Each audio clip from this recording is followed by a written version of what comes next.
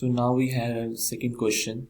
Identify which function group is not present in the given following compound.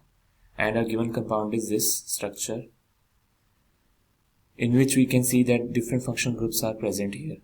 So like you can see this C-double-bond-O NH group is present.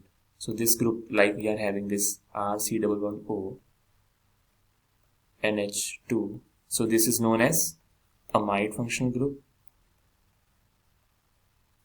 Then we have this keto group present here. So this, like you have RC-double-bond-O R. So this functional group is known as ketone. And next again we have this third functional group. This is like RC-double-bond-O O and R. So this group is known as the ester group. So in the given following compound, this compound, we have three functional groups present, that are, this one is ketone, this is amide, and this C-double-bond-O O, and this, then we have this carbon attached, that is ester group attached here.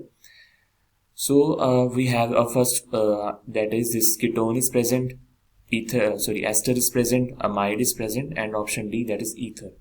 So our answer will be D, that is ether. Ether is not present in the given following compound because ether is like R, O, R. So this type of functional group is not present in a given compound. Is it clear?